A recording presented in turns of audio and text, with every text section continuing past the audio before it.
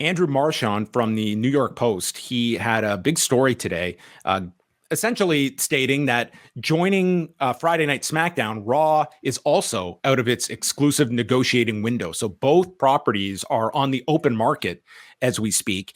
And Andrew Marchand is reporting that he still believes that ultimately the favorites are still the incumbents to retain these programs with Raw and SmackDown. However, there are players that are believed to be in the mix, two of the key ones being Disney and Amazon Prime. Now, with Disney, you think ESPN, but Marchand is reporting that this would more likely be for FX, which is one of their cable networks, because ESPN, they have such an overwhelming sports schedule that they would not be able to earmark one night of the week for WWE programming.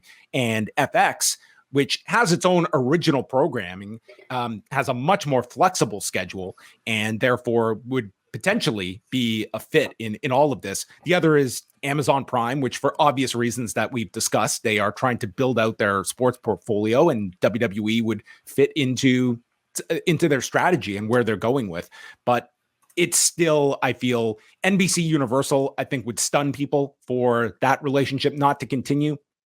And I would say that SmackDown is still Fox's programming to lose. It's a very valuable property on Friday nights. We just saw, an extreme example of that last week with the 1,000-day celebration. But we have reached the point where now they can take official, meetings and offers from outside of NBC Universal and Fox. So that has been, Nick Khan just slowly courting all of these programs to the public over the last month or so. And now we're going to see where the significant offers come, and WWE is going to have to make that decision. And looking at minimum, they're hopeful of a 1.5x increase.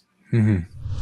But Wednesday is going to be a very busy day. We've got Rewinded Dynamite. We have the double shot, and Pollock and Thurston will have a very special show coming up on Wednesday afternoon, 1 p.m. Eastern time. And myself and Brandon will be joined by AEW president Tony Khan. So that is coming up this coming Wednesday on Pollock and Thurston. So look out for that, as we will be talking about Forbidden Door, a lot of focus on the launch of Collision, CM Punk. We will be talking about many, many subjects with Tony Khan. So look out for that with Brandon and I coming up this Wednesday, and that will be available on both the post-wrestling and WrestleNomics feeds after the fact. Seems like this is just, the timeline as we kind of expected, but it's interesting to see like who might be in play and what the possibilities are in terms of scheduling and package deals. What a WWE may potentially look like under, a Disney umbrella, or even an Amazon umbrella. What sort of like corporate synergies will we see with, their other properties and things like that. Until we get any more concrete news, I mean, it's just kind of fun to speculate, but at the moment, it just seems like what odds are they stay where they are. Well, the other description of speculation would be this subheading, dark horses, here in this New York Post story. And this is from Andrew Marchand. At this point, we would put both Apple and Warner Brothers Discovery in this category. They both seem more focused on the NBA, but one nugget I was told that may interest wrestling fans is that Warner Brothers Discovery does not have to stay exclusive to AEW. It would be something if it got in on WWE, but I don't see it yet. So that would at least, if that is to be true, the fact that Warner Brothers Discovery, if they wanted to go after this programming, it's not a case that it would be an either or proposition with AEW. However, on the other side of things, I mean, we have seen WWE just with this whole issue with the whole MLW lawsuit and the fact that Peacock, they were able to negotiate an exclusivity clause. I cannot fathom WWE wanting to be in Warner Brothers Discovery and being part of the wrestling programming. I mean, it would be, to me, I would go so far as to think it would be a deal breaker for WWE if Warner Brothers Discovery wanted both of these companies under one roof. Well, do we know when the AEW current deal expires? So Tony Khan has never officially stated that the option has been picked up, which would take them believed to be towards the end of, or to the end of 2024. So there is that potential that if Warner Brothers Discovery could strike a deal with WWE, that AEW could, in theory, go elsewhere. And would there be any overlap between the start of a new WWE deal with the same time that an AEW contract ends? Probably.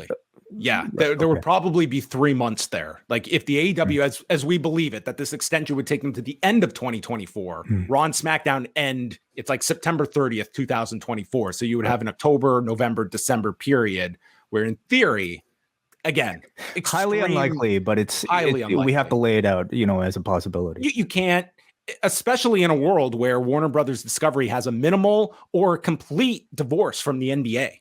Like that's not out of the question. And as I've said many times, Warner Brothers Discovery still has to program all these nights of the week for TNT and TBS, and you lose the NBA, it's a big gap in your schedule. I would believe that would be more fruitful for AEW than it would necessarily be going out and spending the kind of money that WWE would be looking for. And with the loss of an NBA, I think WWE would be commanding an even higher value because they know the situation that Warner Brothers would be in if you're losing the NBA and wanting to fill it in with WWE and what they believe they could offer. So is it to WWE's advantage to wait for an NBA deal to be announced? I mean, in many ways, the NBA deal is not up until the end of the 24-25 season. But those negotiations are going to be, already, I am sure that there are significant talks because of how valuable that package is.